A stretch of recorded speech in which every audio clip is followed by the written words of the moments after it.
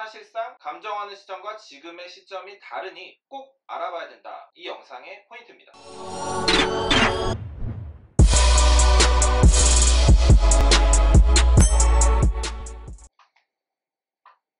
안녕하세요, 김 회장입니다. 오늘은 부동산 재테크 경매 관련된 내용을 2화를 연재하고 있습니다. 1화에서 얘기했던 부분이 자기 집 근처의 물건을 법원에 있는 경매 사이트에서 보자, 이런 내용이었습니다. 그래서 제가 한 지역을 예로 들어서 김포를 예로 들었는데요. 예로 든 김포에서 물건을 정해볼 생각이에요. 이거는 본인의 지역에 맞게 설정하시면 됩니다. 저희가 알아볼 거는 신건의 아파트예요. 왜 아파트를 처음에 설명을 하냐면 본인이 살고 있는 게 아파트인 경우가 많고 그 다음 빌라인 경우가 있을 텐데, 빌라보다는 아파트가 많다는 전제하에 아파트 기준으로 설명을 해드리겠습니다. 김포에 장기동이라는 동네가 있고, 장기동에서 내가 거주를 하고 있는데, 거주하고 있는 지역에서 경매 물건이 나왔어요. 그랬을 때 이렇게 됐고, 여기 보면은 이제 감정평가 금액, 첫째 감정평가 금액, 둘째 최저가. 지금 저희가 보이는 이 화면에 보면 감정가 높은 금액하고 낮은 금액이 있어요. 그래서 높은 금액은 법원에서 감정평가사에게 이 물건에 대해서 가치가 얼마나 되는지 조사해와라고 해서 감정평가사가 감정을 하는 금액이에요. 감정평가가 된 후에 경매 기일이 되면 신건의 금액으로 감정평가된 금액으로 나오고, 경매의 경우에는 한 달 뒤에 경기도권인 경우 30% 떨어지고 서울권인 경우 20%가 떨어집니다. 자, 그런데 감정평가사가 감정평가를 하는 기준은 지금 현재로부터 과거에 감정평가를 해요. 감정평가를 해서 법원에 넘겨야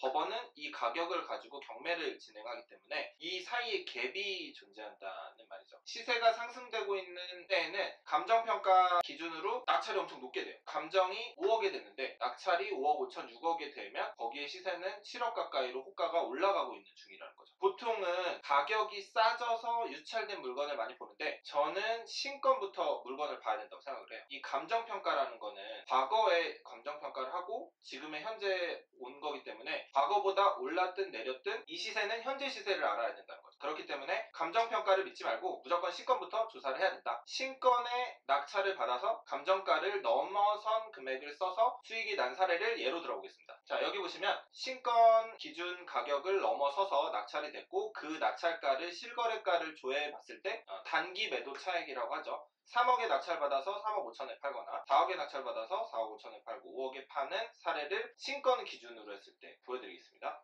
이렇기 때문에 감정가는 사실상 감정하는 시점과 지금의 시점이 다르니 꼭 알아봐야 된다. 이 영상의 포인트입니다. 자, 신건에 낙찰돼서 수익이 난 사례들, 이런 사례가 있을 수 있다는 거죠. 감정평가사가 감정을 한 다음에 다음 차수에는 저감된 금액으로 진행이 되는데, 상대적으로 1억짜리 물건이 7천만 원이 최저가기 때문에 7천만 원으로 살 수 있다는 생각 때문에 사람들이 많이 몰리게 돼 있어요. 예를 들면 1억짜리 물건이 실제로는 1억 2천의 가치가 있는데, 사람들이 한번 유찰돼서 7천만 원이 최저가 조회가 많아지고 사람들이 많이 보면 이 물건이 1억짜리가 감정평가였는데 1억 500 이렇게 낙찰이 되는 경우가 있어요. 자, 이런 경우인데 시세보다 높게 낙찰이 되진 않았지만 시세랑 낙찰가랑 큰 폭이 없는 경우가 많아요. 이런 경우 조심하셔야 되는데, 낙찰을 받고자 수익과 상관없이 낙찰이 목표인 경매가 될 수 있어요. 낙찰이 목표가 아니라 우리는 수익이 목표라는, 그래서 신건에 낙찰된 사례들을 오늘 설명하면서 가격이 떨어진 것만 생각하지 않고 신건부터 조사를 해서 차근차근히 나가시는 게 좋다는 게 이 영상의 포인트입니다.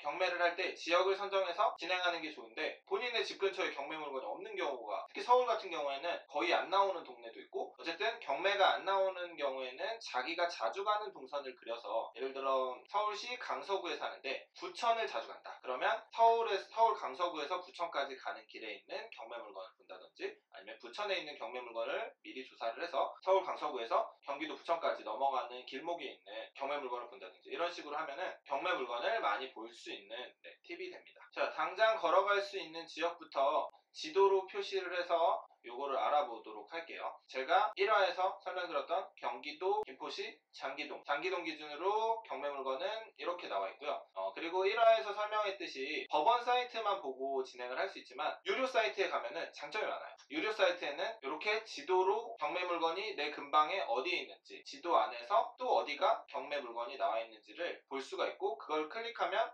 이렇게 경매 물건이 어떤 종류인지, 얼마인지, 뭐 기타 등등의 정보를 간단하게 볼 수 있고 한 번의 클릭만으로 그 경매 물건으로 바로 들어가서 볼 수 있으니까 혹시나 물건의 종별이나 물건의 동네 때문에, 그러니까 동네가 한 번 바뀌는 것 때문에 놓치는 물건을 이렇게 지도로 찾아가면 아무래도 좀 그런 확률을 줄일 수 있습니다. 자, 낙찰을 받아서 단기로 매도 수익을 낼 수 있으면 얼마나 좋을까요?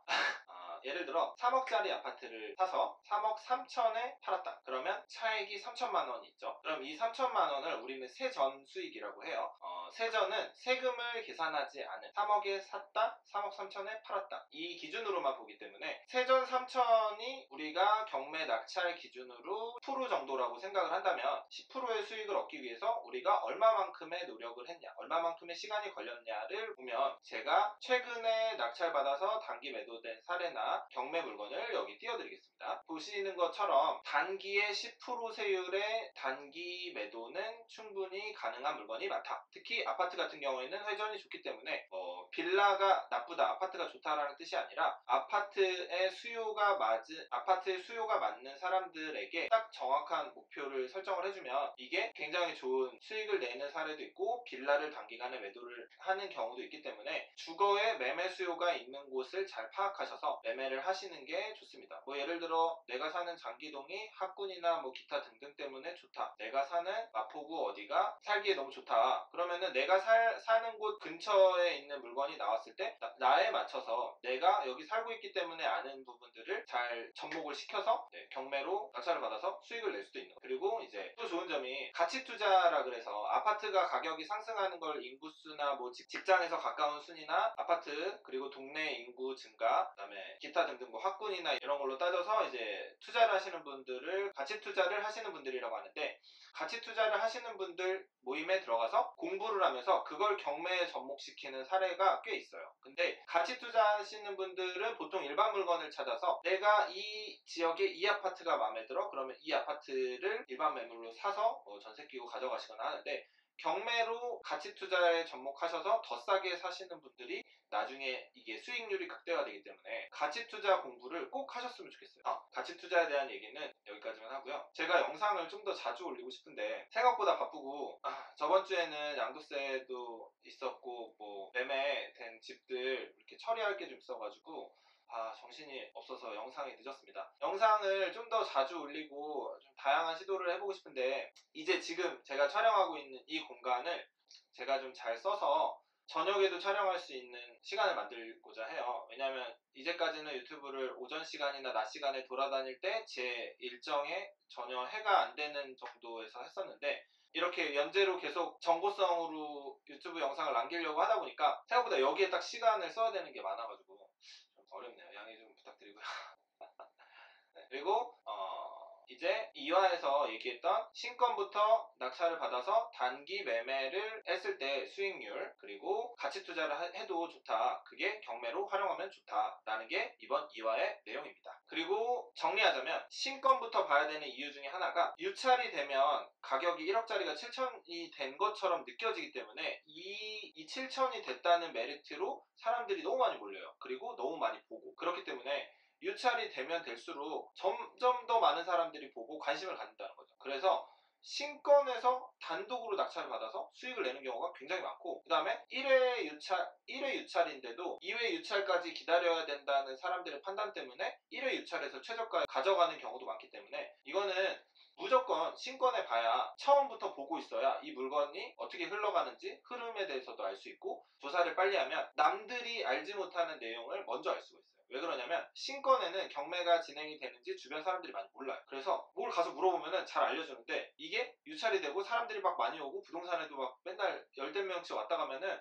사람들 자체가 많이 오면은 귀찮아져서 정보를 얻기가 쉽지가 않은 거죠. 예를 들어서 유치권 신고가 돼 있는데 이 유치권자가 이 물건과 전혀 상관이 없고 아예 뭐 왕래도 없는 이런 사람이라는 거를 신권에 가면 알 수 있지만 유찰되고 가면 유치권자가 점유하고 있는 경우도 있고 이런 기타적인 사항들 그리고 신권에 가서 현황조사서의 어떤 내용을 우리가 동영상이나 사진으로 남겨놓고 증거로 활용할 수도 있고, 이런 식으로 경매를 부동산에 접목해서 활용하려면 경매 나온 물건을 내가 아는 지역은 지금 현재 진행되는 것 정도는 알고 있어야 된다. 예를 들어 열흘에 한 번이면 우리 동네 경매 물건을 모두 다 보고 있을 수 있기 때문에 어렵지 않잖아요. 한 달에 3번 정도 내가 법원 사이트에 들어가서 내가 원하는 지역을 설정하고, 그 다음에 경매 물건이 나왔는지 보고, 그 다음에 나왔으면 가보고, 어렵지 않기 때문에 1화에서 지금부터 집 주변에 경매 물건을 보러 가세요 였으면 2화는 신권부터 그 물건을 봐서 실제로 이렇게 매각 사례를 만들자 이겁니다. 그리고 이제 이런 영상을 올리면 분명히